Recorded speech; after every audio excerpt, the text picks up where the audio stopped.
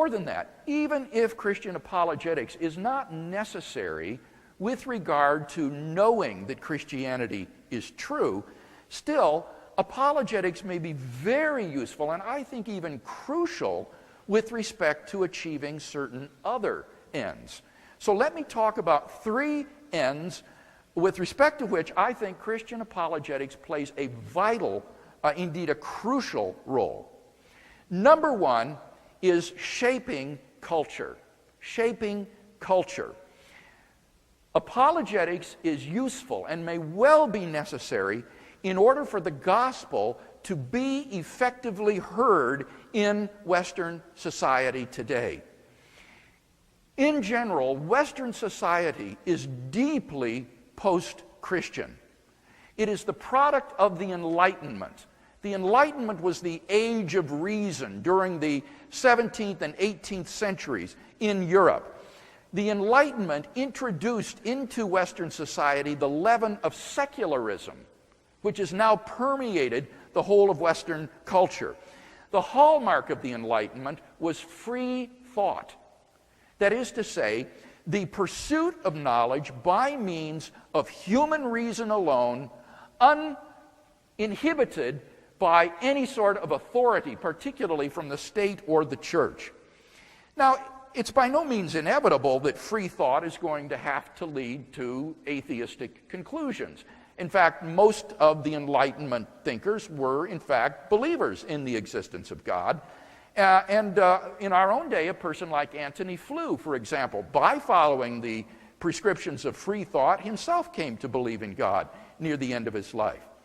But still, it has been the overwhelming impact of the Enlightenment upon Western society that Western intellectuals do not consider theological knowledge to be possible. They do not consider theological knowledge to be possible. Theology is not a source of genuine knowledge, and therefore it is not a science. Reason and religion are thus at odds with each other. The deliverances of the physical sciences alone are taken as reliable guides to truth and to our understanding of the way the world is. And the confident assumption is that an unbridled, unfettered approach to the truth will issue in a purely naturalistic picture of the world. The person who follows the pursuit of reason unflinchingly to its end will be either an atheist or, at best, an agnostic. Now, why are these considerations of culture important? Well, very simply because the gospel is never heard in isolation. The gospel is always heard against the backdrop of the culture in which one lives. A person who is raised in a cultural milieu which is still open to Christianity will see Christianity as an intellectually viable option in a way that a person who is thoroughly secularized will not. For the thoroughly secularized person, you may as well tell him to believe in fairies or leprechauns as in Jesus Christ. Or to give a more realistic example, it's like you're being approached at the airport by some devotee of the Hare Krishna movement who hands you a flower and invites you to believe in Krishna. Now, such an invitation would likely strike you as bizarre, freakish, maybe even funny. But for someone in Delhi, in India, such an invitation would probably be serious cause for reflection and give him serious pause, because his cultural milieu is so different than ours. And my fear is that evangelical Christians may appear just as weird to non-believers on the streets of Bonn, Stockholm, and Toronto as do the devotees of the Hare Krishna movement. What awaits us here in North America, if our slide into secularism goes unchecked, is already evident in Europe. Although the majority of Europeans maintain a nominal affiliation with Christianity, only about 10% of the population are actually practicing Christians, and only half of those would be born-again, Bible-believing Christians. The most significant trend in European religious life has been the growth of that segment of the population which is classed as non-religious. This segment of the population grew from effectively 0% of the population in 1900 to over 22% of the population by the year 2000. And as a result, evangelism is immeasurably more difficult in Europe than here in the United States. Missionaries must labor for years and years to win even a handful of converts. Having lived for 13 years in Europe, where I spoke evangelistically on university campuses across the continent, I can personally testify to how hard the ground is. It's difficult for the gospel even to get a hearing. They can't even be open to the presentation of the gospel. I vividly recall, for example, that when I spoke at the University of Porto in Portugal, the students at the university actually suspected that I was an imposter, that I was a fraud. They could not believe that here was a person who had doctorates from 2 European universities and yet was a Christian believer. And they even telephoned the University of Louvain in Belgium, where I was working, in order to check out my affiliation with the university. That's how skeptical they were that there could even be such a thing as a Christian intellectual. For that reason, people who depreciate the value of apologetics because nobody comes to Christ through arguments are so short-sighted in their thinking. The value of apologetics extends far beyond your immediate evangelistic contact. It is the broader task of apologetics to help to shape a cultural milieu in which the gospel can be heard as an intellectually viable option for thinking men and women. In his article, Christianity and Culture, the great Princeton theologian J. Gresham Machen, on the eve of the fundamentalist controversy in 1913, wrote these prophetic words. He said, "False ideas are the greatest obstacles to the reception of the gospel. We may preach with all the fervor of a reformer, and yet succeed only in winning a straggler here and there if we permit the whole collective thought of the nation to be controlled by ideas which prevent Christianity from being regarded as anything more than a harmless delusion." Unfortunately, Machen's warning went unheeded, and Christianity retreated into the intellectual closets of fundamentalism, from which we've only recently now begun to reemerge. But now, huge doors of opportunity stand open before us. We are living at a time when Christian philosophy is experiencing a veritable renaissance, revitalizing arguments for the existence of God. At a time when science is open to the existence of a creator and a designer of the universe more so than it has been at any time in recent memory. And at a time when biblical criticism has embarked upon a renewed quest of the historical Jesus, which treats the Gospels seriously as valuable historical sources for Jesus, and has confirmed the broad outlines of the portrait of Jesus painted in the Gospels. What an exciting time to be alive and to be working in the field of Christian apologetics. I am so glad to be alive now, rather than, say, back in the 30s and 40s, during those dark days of intellectual eclipse of Christianity in our culture. We are well poised, brothers and sisters, to help to retake lost ground and to reshape our culture in such a way that the gospel can be once again heard as an intellectually viable option for thinking people in American society. Now, I imagine some of you are thinking, but don't we live in a postmodern society in which these rational apologetic arguments and evidences are no longer effective? Since postmodernists deny the canons of traditional logic and rationality and truth, these apologetic arguments are worthless. all we can do is simply share our narrative in today's culture and invite people to participate in it. Well, in my opinion, this type of thinking could not be more mistaken. The idea that we live in a postmodern culture is a myth.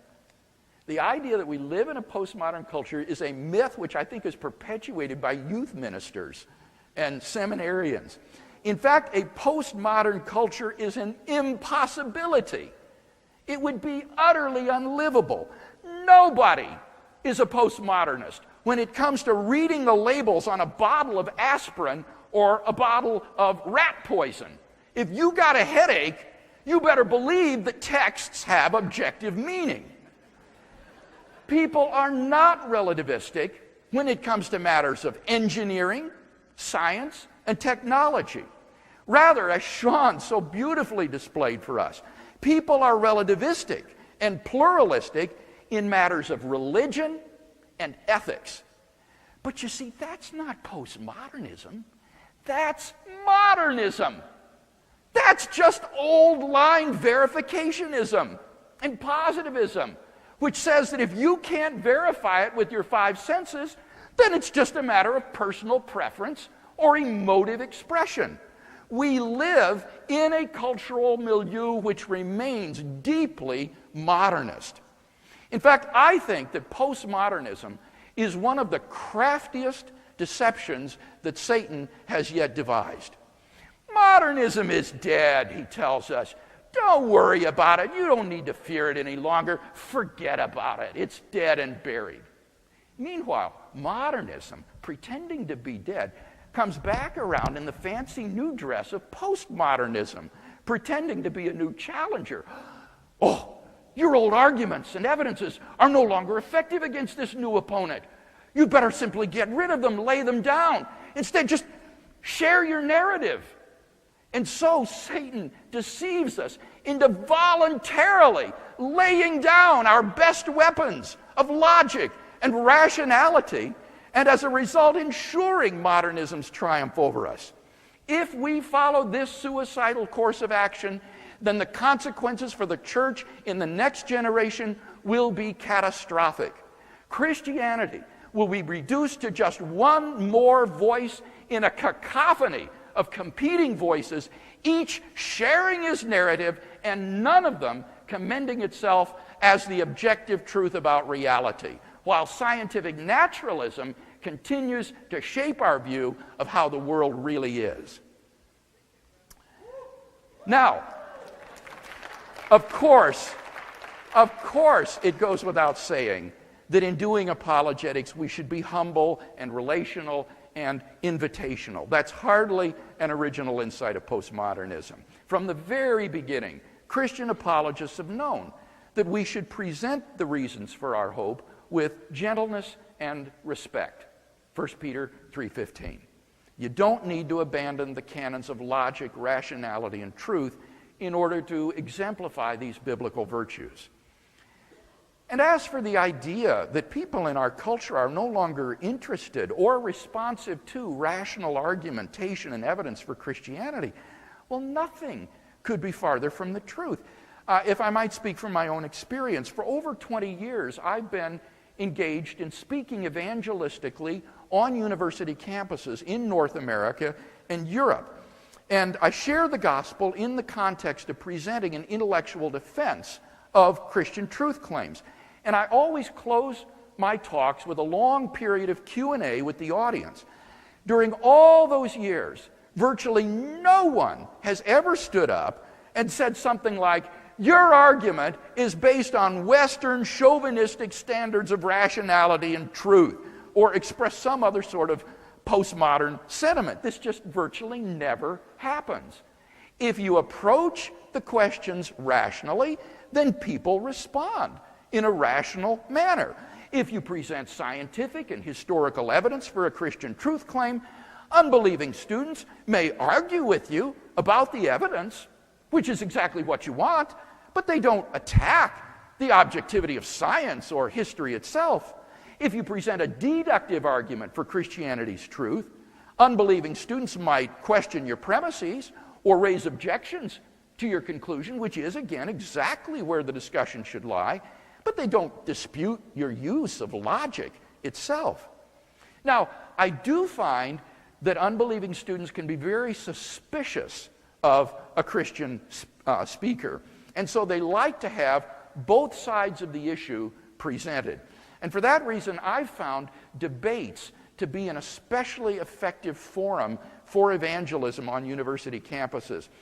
I competed for 8 years in high school and intercollegiate debate activities, debating topics of public policy like the military assistance program, wage and price controls, and so forth. I never dreamt it would be a ministry someday. For me, it was just an intellectual sport, a way that I could compete for my school.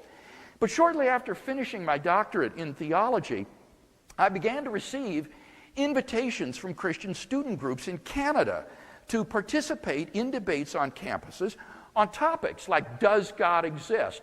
Or who was Jesus? Or humanism versus Christianity, and so forth.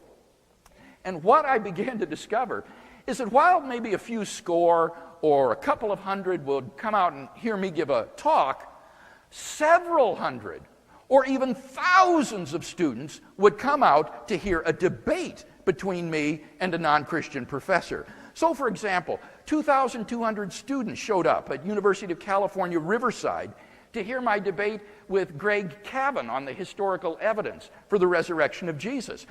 At the University of Wisconsin in Madison, 4,000 students came out on the night of a basketball game, no less, to hear Anthony Flew and me debate the existence of God. 3,000 students at the University of Iowa braved a snowstorm which dumped 7 inches of snow on the campus that night to come out and hear a debate with one of the religious studies professors there who has a vendetta against Christianity. Later in the same year, 3,000 students at Purdue University came to hear my debate with the young humanist philosopher Austin Dacey on the question, does God exist? Just this past spring, I had a 2-week speaking and debating tour of the United Kingdom in which I participated in 4 debates. The first night that I was there was a debate in Central Hall in London, downtown London, right across the street from Westminster Abbey. The InterVarsity people who arranged the debate said, we don't know if even 200 people are going to show up to this thing tonight. Well, 2,000 plus people packed Central Hall, London that night to hear my debate with Lewis Wolpert on the question, is God a delusion? And John Humphreys, the BBC personality and journalist who was the moderator for the debate, was absolutely stunned at the turnout. And he remarked about the sea of young faces that he saw staring back at him as he introduced the speakers to the debate. He said, clearly something is going on here in Britain that people are interested in this sort of thing. And that experience was repeated at every one of the other debates I had during those 2 weeks. Every venue was packed, and the non-Christian moderators were in every case just stunned, saying something is going on in British society that people would be this interested in hearing a debate on a religious topic. The approach in all of these debates is rational argumentation and evidence. I find that there is tremendous interest among students in hearing a balanced discussion of the reasons for and against the Christian faith. So don't be deceived into thinking that people in our culture are no longer interested in the evidence for Christianity. Precisely the opposite is true. It is vitally important that we preserve a culture in which the gospel can be heard as a living option for thinking people, and apologetics will be front and center in helping to bring about that result.